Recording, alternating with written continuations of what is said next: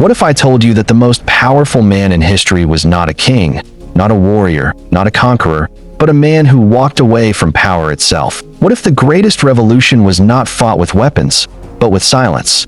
And what if the man who changed the world forever disappeared without leaving his name behind?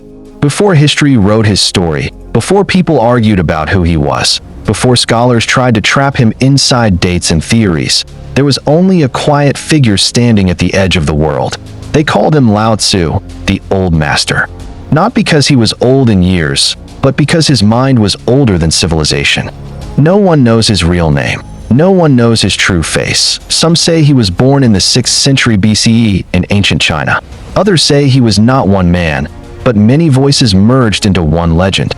And maybe that is the point, because Lao Tzu does not belong to history. History belongs to Lao Tzu. He lived in a time when kingdoms were tearing each other apart, when rulers ruled with fear, when people were born into suffering and died without ever tasting freedom. The world was loud with war. The air was heavy with ambition. Every man wanted power. Every kingdom wanted control. And in the middle of all this noise, Lao Tzu chose silence. He worked as a keeper of records in the royal court of the Zhou dynasty. Day after day, he watched how lies were written as truth, how kings spoke about peace while preparing for war, how power poisoned even the most honest hearts. He saw something the world did not want to see, that the more a system tries to control life, the more life begins to collapse. The rulers believed strict laws would create order. Lao Tzu understood the opposite. He believed that when you force people too hard, you do not create peace, you create rebellion. When you try to dominate nature, you do not become strong, you become blind. And slowly, something inside him broke, not with anger, not with violence, but with deep understanding. One day, he made a decision that no ruler could understand. He left. No speech, no revolution, no followers, just a quiet walk away from the world he no longer believed in. As he reached the edge of the kingdom, a gatekeeper stopped him. The man had heard of Lao Tzu's wisdom. He begged him to leave something behind, something the world could remember. Lao Tzu did not want to write, because he knew that truth, once written, becomes a cage. But he stayed, and in a few short days, he wrote a small book, only 81 verses, no rules, no commands, just mirrors. He called it the Tao Te Ching, and then he disappeared. No palace, no grave, no legacy carved in stone, only words that refuse to die. The Tao that can be spoken is not the eternal Tao. With this single line, Lao Tzu destroyed the idea that truth can be owned, controlled, or fully understood. He was saying something dangerous. Reality cannot be forced. Life cannot be controlled. The moment you try to dominate the world, you lose your place in it. He taught that the universe flows like water, soft, flexible, patient, yet unstoppable. Water does not fight the rock. It does not argue with the mountain. It simply flows, and in time, even the hardest stone begins to change. This was his message to the world. Stop fighting life. Stop forcing control. Stop chasing power that will never satisfy you. Because the more you chase, the more you lose, and the more you let go, the more you find yourself. This was only the beginning, because what Lao Tzu was about to teach the world would challenge every system built on fear, ego, and control. And once you truly understand his message, you will never see power the same way again. The art of not forcing. What if the reason you feel tired is not because you are weak, but because you are fighting against the current of your own life? What if the world taught you to push, to chase, to compete, to prove yourself, but forgot to teach you how to breathe? Lao Tzu saw this centuries ago, and that is why his ideas still feel dangerous today. Because he was not teaching people how to win the world. He was teaching them how to stop losing themselves. After writing the Tao Te Ching, Lao Tzu disappeared into the unknown. But his words did not disappear. They began to move quietly, like water flowing through cracks in stone. People read them and felt something they could not explain. Not excitement, not motivation, but a strange calm, as if someone had finally said what their soul already knew. The world around him was obsessed with control. Kings tried to rule nature. Generals tried to rule men. Parents tried to rule children. Everyone was trying to bend life to their will. And yet, the more they forced, the more the world resisted. Lao Tzu looked at this madness and said something that sounded like weakness, but was actually strength. He said the wise person does not force. He flows. He called this Wu Wei. Not doing, not forcing, not pushing against life, but moving with it. This did not mean giving up. It meant choosing the path of least resistance, like water that finds its way around every obstacle. Water does not argue with the rock. It does not break itself trying to defeat the mountain. It flows around it. And over time, even the hardest stone begins to change. Lao Tzu believed that nature already knows what it is doing. The sun does not rush to rise. The river does not hurry to reach the ocean. The tree does not struggle to grow.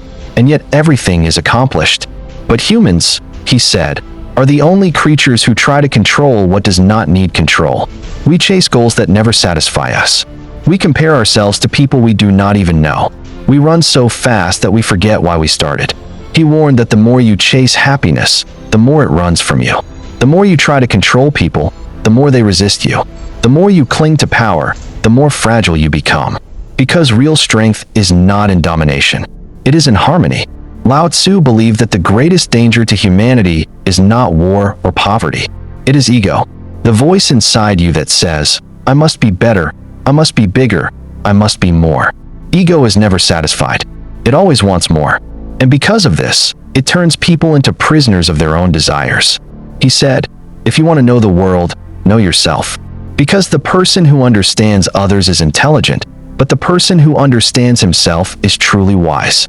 This was his revolution, not to change governments, but to change the way a human sees himself. The rulers of his time did not understand him. They wanted laws. He wanted balance. They wanted obedience. He wanted awareness. They wanted control. He wanted freedom.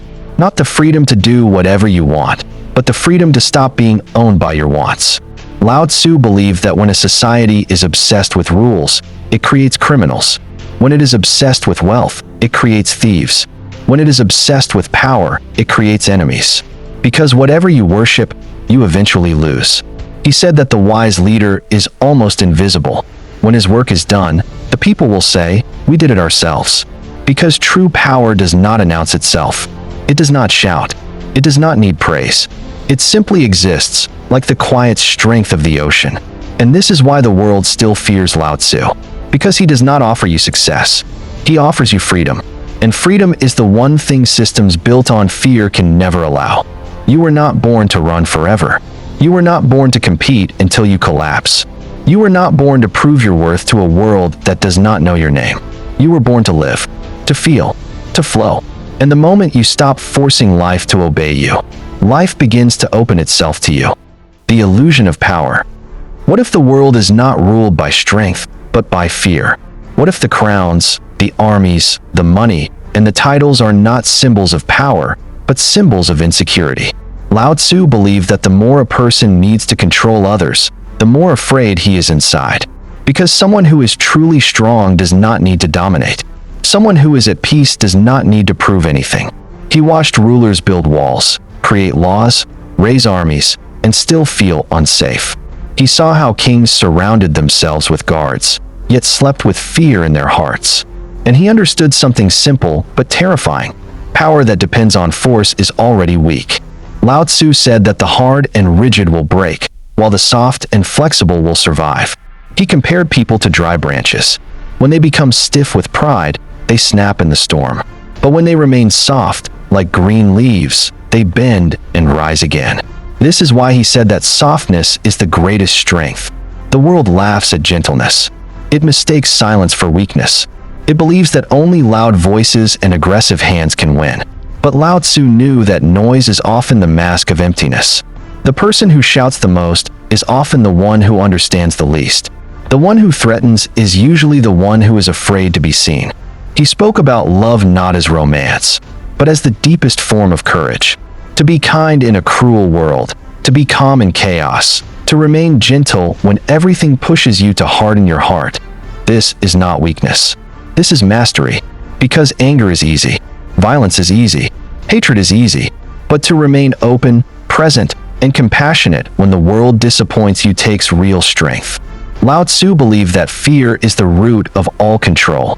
People obey not because they agree, but because they are afraid to stand alone. Societies build cages and then convince people the cage is safety. But safety without freedom slowly becomes another form of death. He said that when you let go of your need to dominate, something strange happens. People stop being your enemies.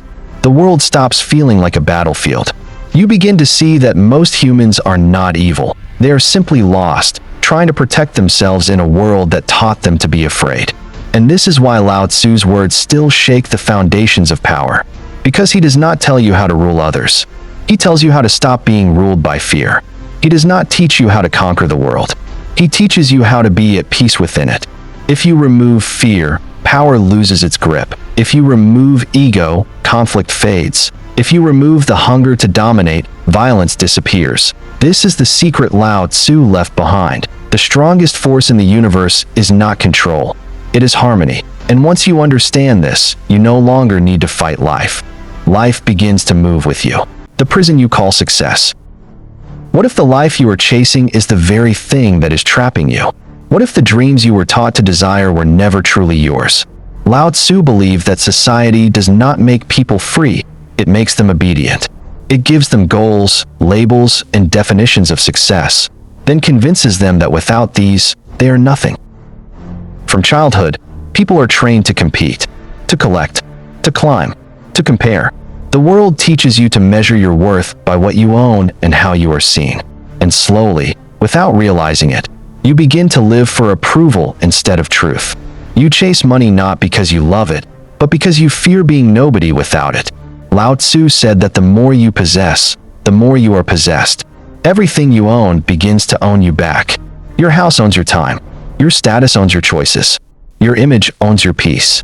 And one day, you wake up surrounded by success, but empty inside.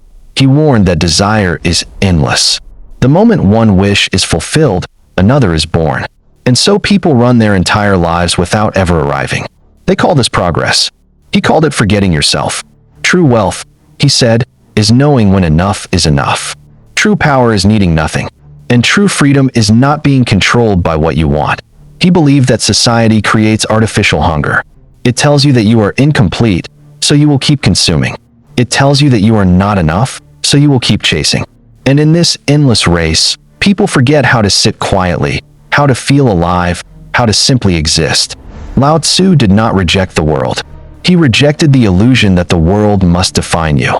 He believed that when you stop trying to become someone, you finally discover who you already are. And that discovery is terrifying for systems built on control. Because a person who needs nothing cannot be controlled. A person who knows himself cannot be manipulated. A person who is content cannot be enslaved by desire. This is the freedom Lao Tzu offered. Not escape from society, but freedom from its lies. And once you taste that freedom, no crown, no fortune, no praise can ever replace it.